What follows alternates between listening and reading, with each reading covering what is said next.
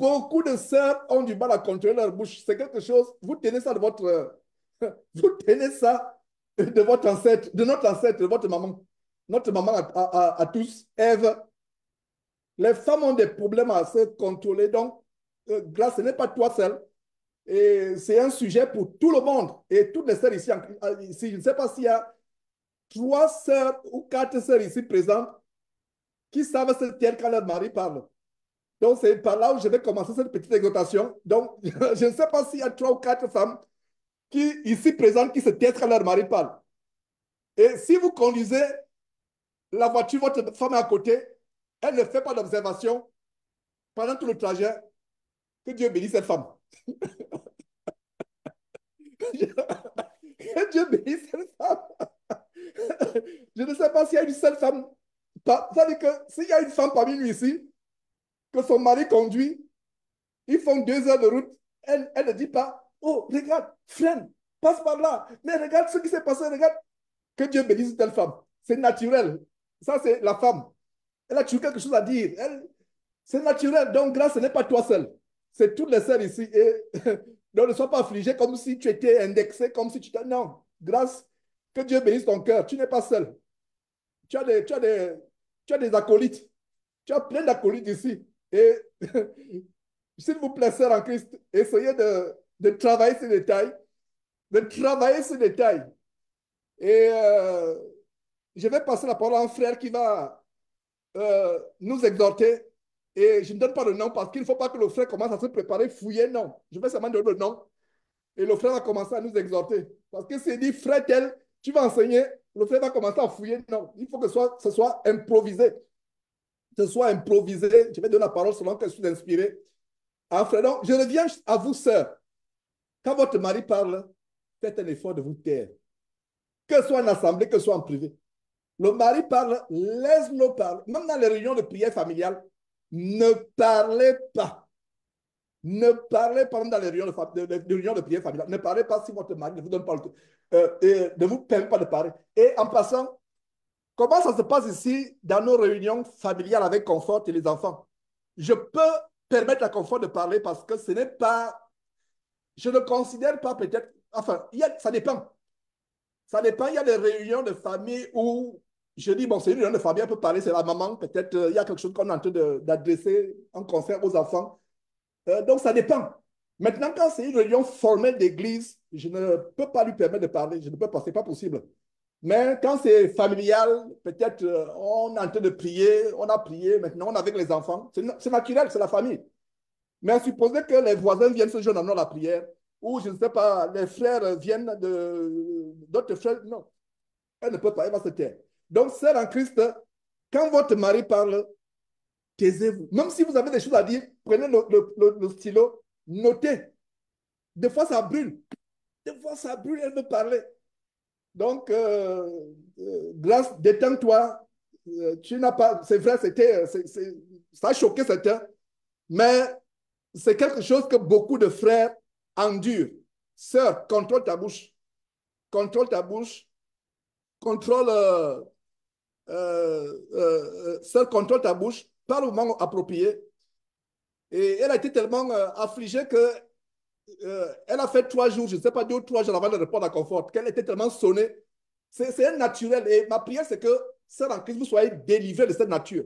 En fait, ça fait partie du renouvellement de l'intelligence. Et une chose que je vais dire avant de passer la parole à ce frère qui va nous exhorter aujourd'hui, ce que je vais vous dire, c'est que ma sœur en Christ, vois ton mari comme Jésus-Christ. Vois ton mari comme qui? Comme Jésus-Christ. Est-ce que vous savez que Sarah anticipait déjà, Sarah sur la base de 1 Pierre chapitre 3, Sarah anticipait comment la femme devait voir le mari à l'image de Christ. Incroyable. Sarah appelait Abraham comment? Son Seigneur. Donc Sarah anticipe comment la femme devait voir son mari comme le représentant de, de Jésus sur terre, de Jésus sur terre. Dans la famille, sœur en Christ, ton mari, c'est Jésus-Christ. Les gens seront choqués, vont dire, mais Jean enseigne que le mari est Jésus-Christ. C'est que vous n'avez pas compris ce que je veux dire. C'est que vous n'avez pas compris. Votre mari, vous ne pouvez pas sauter votre mari, aller à Jésus-Christ directement. Vous passez par votre mari par l'obéissance. Ça ne veut dire pas que vous avez besoin de votre mari pour prier Jésus-Christ, non. Vous ne priez pas Jésus-Christ en passant par votre mari, ce n'est pas ce que je suis en train de dire. Comprenez-moi très bien. Ça veut dire quoi? Si tu désobéis à ton mari maintenant et tu vas dire que tu pries Dieu par Jésus-Christ, c'est grave. Donc, sœur en Christ, ne parle pas n'importe comment. Quand ton mari prend la parole, tais-toi. Et bien des fois, ça va, et surtout si vous avez un mari encore charnel, encore violent, encore mondain, ça va éviter les bagarres et les disputes. Laisse le mari parler. Dès qu'il a fini de parler, prends la parole. Des fois, tu dis, maintenant, est-ce que je peux prendre la parole? Permets-tu que je prenne maintenant la parole? Ne parle pas. Soit, ça dit, contrôle-toi, souffre. Ça dit, même ça brûle là, comme ça que toi. Surtout s'il conduit. S'il est en train de conduire, si tu parles en langue intérieurement, tu sens qu'il va de gauche à droite, prie seulement que Seigneur Dieu, mon mari, là, ce qu'il est en train de faire, prends le contrôle du volant. Ne lui dis pas, mais tu aurais dû passer par là, coupe-la, coupe-la. Hein? Imagine-toi maintenant, le frère te dit, non, comme tu m'apprends à conduire, je descends, prends le volant. Et toi, tu n'as même pas le permis de conduire, tu n'as même pas conduire. Donc, voilà un exemple. Et il y a aussi une autre chose, sœur en Christ. Tu envoies ton mari, tu dis à ton mari, vraiment, l'enfant n'a plus les couches. Est-ce que tu peux aller rapidement au magasin, prendre les couches? Le mari te dit, non, je ne peux pas, tu t'énerves. Hein? Tu fais quoi? Tu t'énerves. Qui parmi nous peut prier Dieu et dire Seigneur Dieu, ou bien tu dis au Seigneur Jésus, Seigneur Jésus, donne-moi ceci, le Seigneur Jésus dit niet. Ce n'est pas le temps. Et tu vas te mettre à être énervé contre le Seigneur Jésus.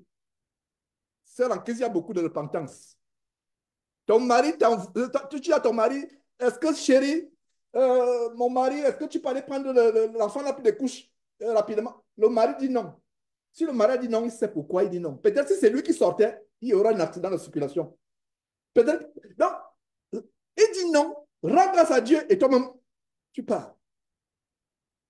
Mais aussi, frère, si chaque fois que la femme te dit, est-ce que tu peux? Non, non. S'il y a les non tous les fois, frère, il y a un problème, frère. S'il y a non tous les jours, c'est frère, il y a un problème. Sois un soutien pour ta femme. Aujourd'hui, est-ce que tu peux faire ceci? Est-ce que tu peux changer les ampoules? Non. Est-ce que tu peux changer le filtre pour le ventilateur ou pour la clim? Non. Est-ce que tu peux vérifier s'il y a l'huile? Non. Frère, il y a un problème. Donc, je ne parle pas de ça. Maintenant, sœur, tu dis au mari, ton frère, parce que ton mari est d'abord Jésus-Christ. Tu dis au mari, est-ce que tu peux faire telle course? Déjà, faites attention à donner des ordres au mari n'importe comment. Réfléchissez, même le temps. Le temps, il y a des sœurs, quand nous sommes en communion avec les frères et sœurs, on voit beaucoup de choses. On a vu beaucoup de choses. On a même vu une sœur qui grondait le mari, dit, oh, va changer les couches, etc. Oh! Et ça se passe devant notre frère. C'est tellement naturel qu'elle ne s'en rend même pas compte. Le temps, etc. Oh! Et c'est le reflet de ce qui se passe dans la maison. Sœur, fais attention. Même quand tu demandes une fin d'audience, la douceur, le ton, il ne faut pas que ça semble comme si tu grondais, comme si tu commandais.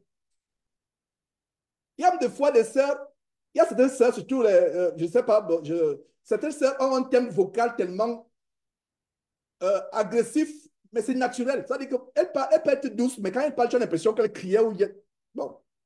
Et si c'est le cas, essaie de contrôler. Prends ton téléphone, enregistre, essaie de contrôler ça, c'est possible. Ne parlez pas n'importe comment au mari. Et il y a ce verset que j'ai découvert. J'ai lu ce verset pendant des années. Je n'ai pas compris ce verset. Et subitement, Dieu a ouvert mes yeux sur le verset, à savoir le mot néanmoins. Elle sera néanmoins sauvée. Ça veut dire que le salut est plus difficile pour la femme que l'homme. Et Dieu se rappelle, Dieu n'oubliera jamais ce qui s'est passé au jardin d'Éden avec Adam et Ève. Quand j'ai découvert la signification du mot néanmoins, ma compréhension c'était que si Dieu n'était pas amour, la femme ne pouvait pas être sauvée. Seul en Christ, le ciel est plus éloigné de toi que de l'homme. C'est une révélation. Je n'ai aucun doute. Si un frère dit que genre, ce que tu dis là est faux, Je vais seulement dire, frère, que Dieu t'ouvre les yeux de l'intelligence pour que tu comprennes. Le ciel est plus éloigné de la femme.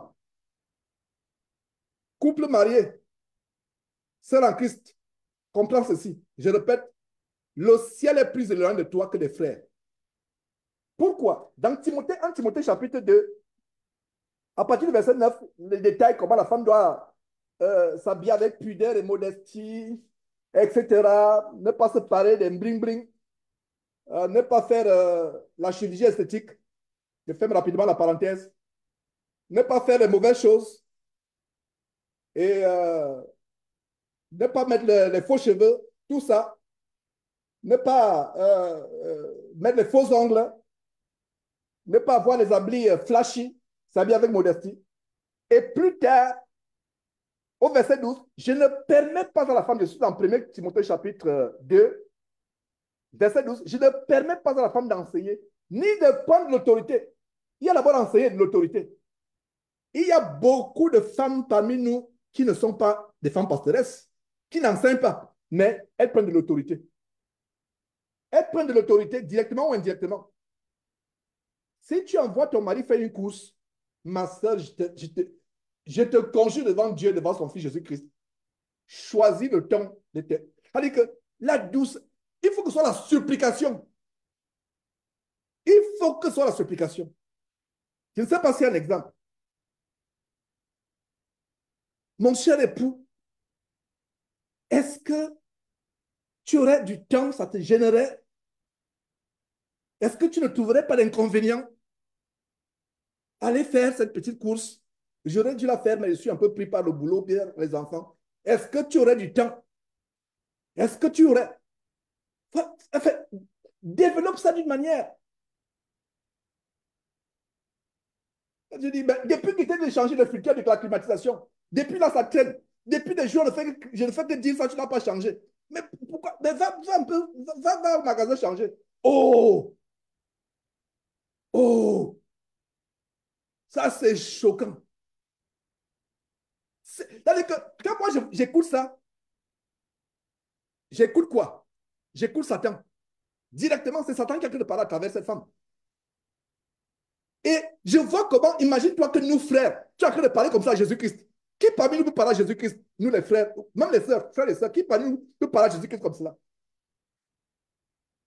Quand tu parles à Dieu, tu pries Dieu par Jésus-Christ. Oh mon Père, je t'en supplie. Je ne suis même pas digne d'ouvrir la bouche pour te parler. Mais s'il te plaît, tu vois cette situation que je traverse depuis des années. Tu sais voir les situations que mes enfants, mon mari, ma femme traversent. S'il te plaît, Seigneur Dieu. Voilà, c'est comme ça que tu dois parler à ton mari. Les enfants n'ont plus de couche. S'il te plaît, enfin, n'y a pas s'il te plaît. Les enfants n'ont plus de couche. Depuis que tu dis que les enfants n'ont plus de couche, va nous chercher. Tu donnes des ordres à ton mari. Hé, sœur, ça ne doit pas être ainsi pour les femmes qui craignent Dieu. Tu peux bien t'habiller modestement, te voiler, mais porter le pantalon dans le cœur. Il y a les femmes qui s'habillent plus que les musulmanes, les femmes chrétiennes, mais il y a toujours le vernis dans le cœur. Il y a toujours les bijoux dans le cœur. Les bijoux de l'insoumission, les bijoux de l'autorité. Il y a toujours le make-up dans le cœur. Le make-up. Le make-up, c'est quoi? Ce qui n'est pas pur, ce qui n'est pas naturel. Donc, sœur en Christ, choisissez la manière de parler au mari. Parle avec douceur. Est-ce que tu peux, peut-être, et bon, nous aussi, les frères, je ne parle pas des frères aujourd'hui, mais un frère doit savoir soutenir sa femme. Même dans les tâches ménagères. Surtout nous qui sommes de culture originalement d'Afrique, on a grandi dans les familles où on n'a jamais vu, je n'ai jamais vu mon père poser la marmite sur le feu. Jamais. Et je crois que c'est le cas de beaucoup de frères africains. Ça dit qu'on voit seulement c'est la femme qui fait la cuisine, c'est la femme, il y a les choses pour les femmes. Non. Je n'ai jamais vu mon papa prendre le balai pour balayer. Il pouvait peut-être prendre, défricher, il avait ses tâches. Mais selon la parole de Dieu, parce que la parole de Dieu doit remplacer notre culture. Ce n'est pas la culture qui s'adapte à la parole de Dieu. Enfin, c'est pas la, je vais dire, c'est pas excusez-moi, c'est pas la parole de Dieu qui s'adapte à la culture, non. La parole de Dieu change notre culture. Notre culture doit être assujettie à la parole de Dieu. Imaginez que votre femme vient d'accoucher. Il y a les frères, je vous assure que la femme vient d'accoucher. Elle 2 semaines, c'est elle qui doit encore se lever pour aller préparer. Non. Frère, tu vas te débrouiller. Tu vas te... Même si, peu importe ce que tu vas faire, tu vas te débrouiller. Même s'il faut que tu vides tout un bocal de sel, tu vas le faire. Tu vas te débrouiller. Va sur YouTube. Aujourd'hui, il y a YouTube. Mais YouTube, comment faire... tape comment faire un dolé. Tu vas trouver. Comment faire la ratatouille. Tu vas trouver. Comment faire le tchèvre, tu vas trouver. Étape, tu mets pause. Là, je dois ajouter, tu mets pause. Fais seulement attention de ne pas incendier la maison, tout simplement.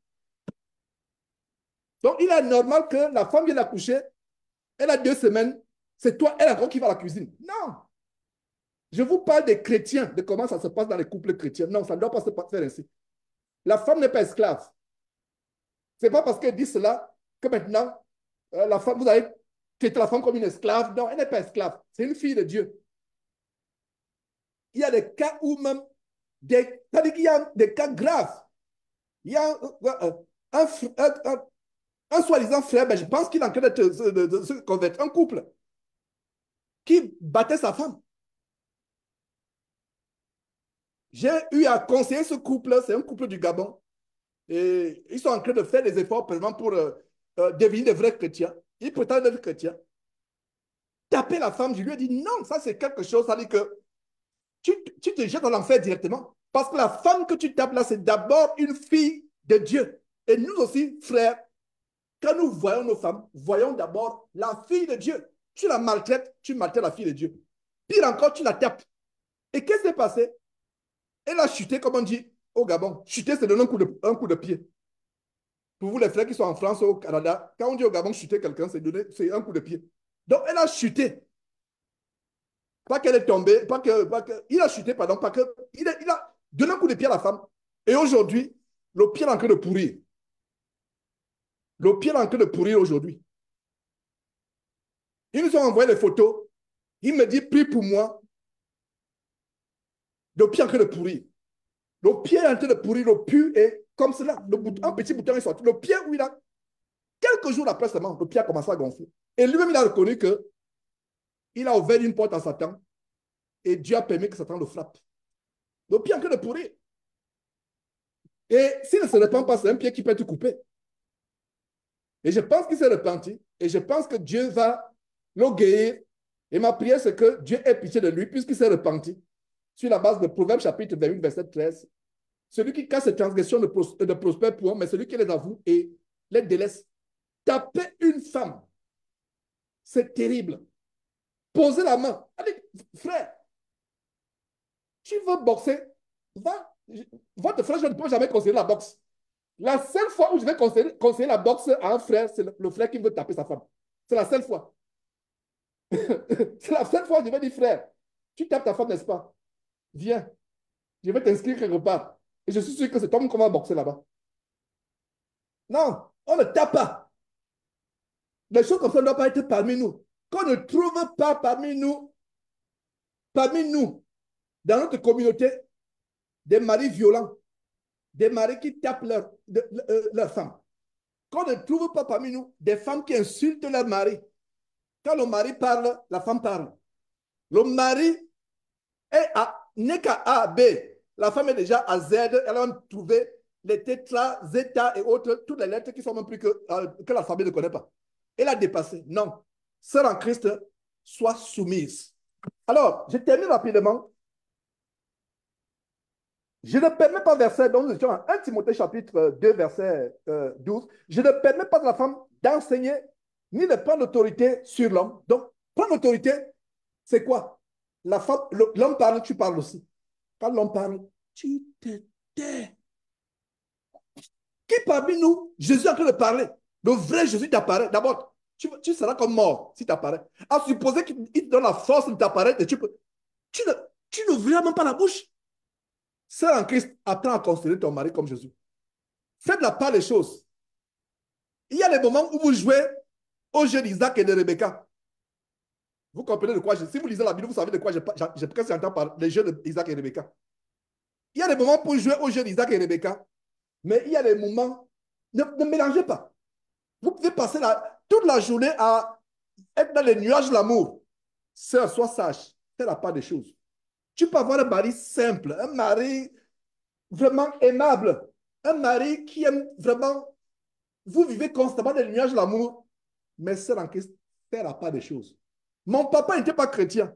Quand j'ai commencé mon premier boulot, mon papa m'a fait asseoir. Il me dit, mon fils, je suis content, tu as fait des études, tu m'as honoré. Voilà que tu commences le boulot demain dans cette compagnie. Je te dis une chose, et c'est la seule chose que je vais te dire. Quand tu es avec ton patron, même si vous êtes au bord de la plage, dans une piscine en train de vous laver, vous êtes en caleçon, n'oublie jamais qu'il est ton patron. Il s'est levé, il a dit, j'en ai terminé. Oh! Jusqu'à aujourd'hui, c'est resté dans ma tête. C'est resté dans ma tête parce que le patron, c'est l'autorité.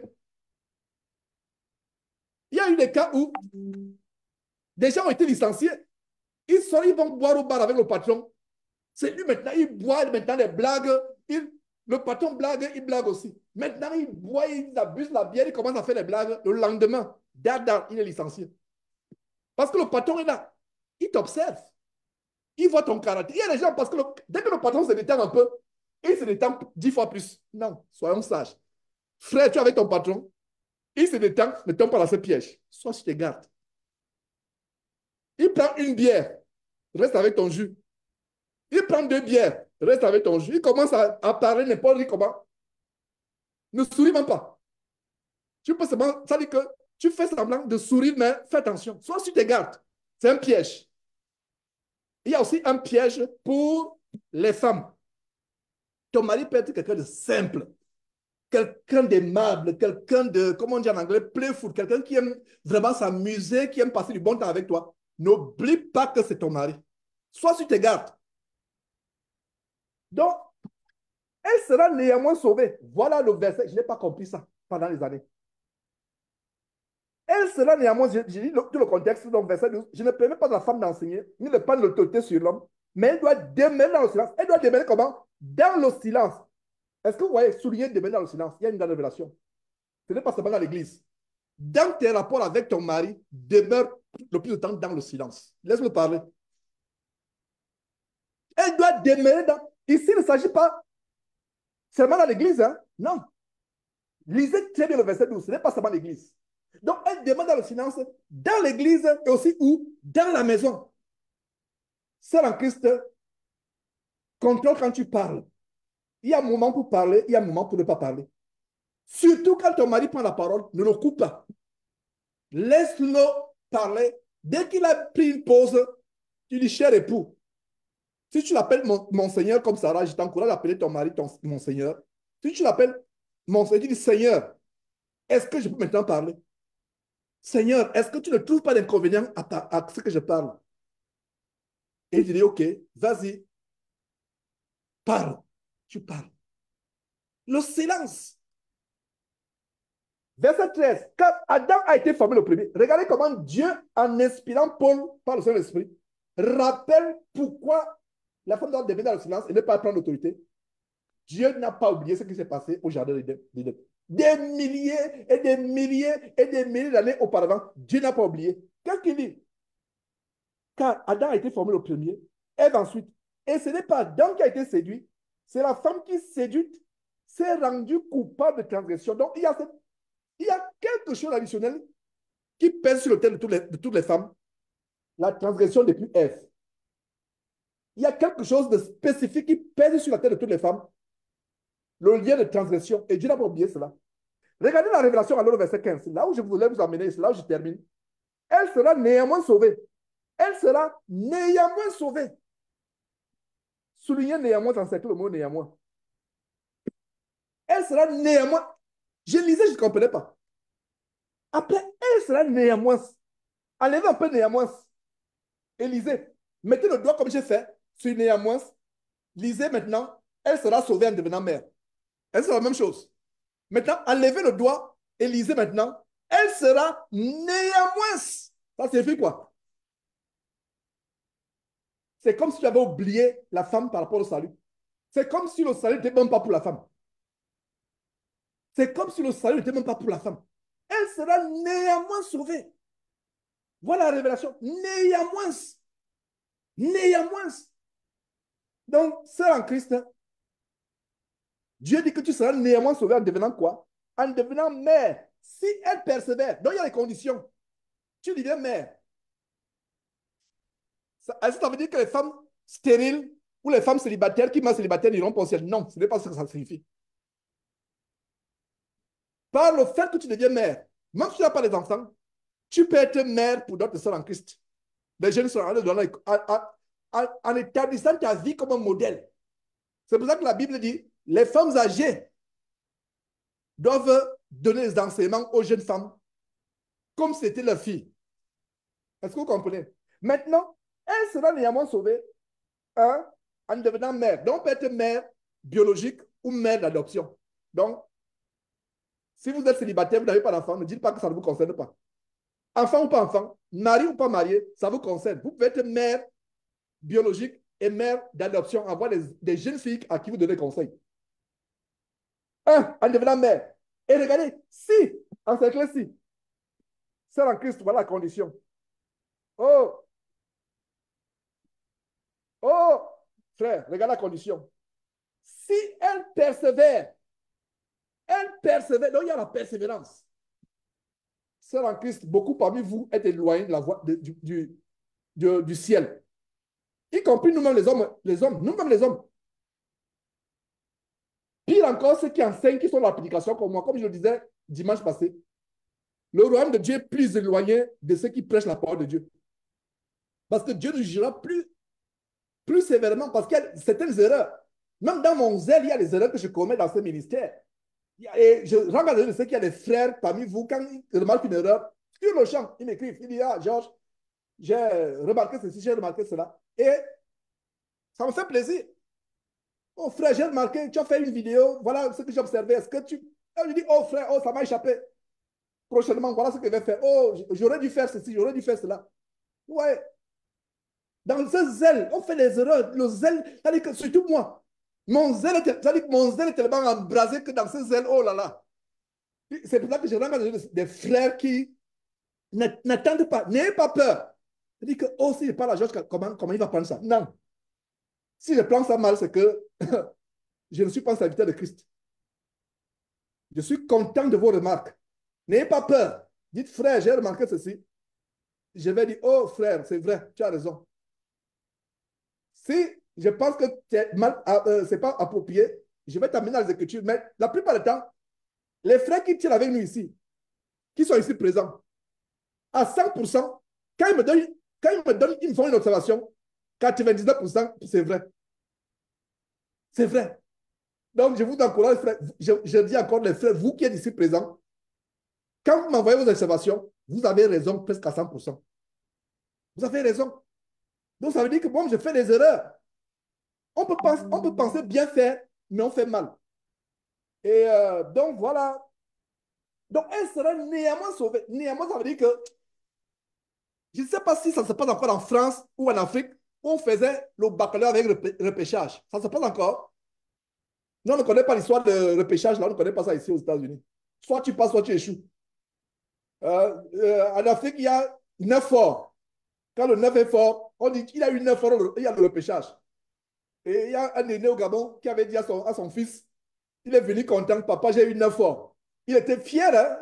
Il passait en classe supérieure, de troisième en seconde, papa, j'ai eu 9 forts. Mais il passait de seconde ou en première. Papa, j'ai eu 9 forts, très fier. Il pensait que le papa devait être content. Le papa seulement dit, si 9 était fort, pourquoi le 9 n'a pas tapé 10?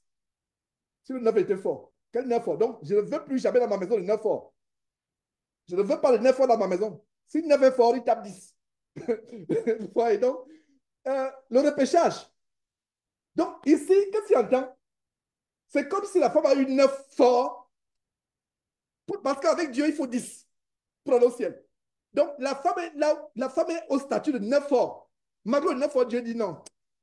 Je te prends. Voilà le néanmoins. Donc, ça n'oublie jamais jusqu'à la fin de tes jours cet enseignement que tu écoutes là.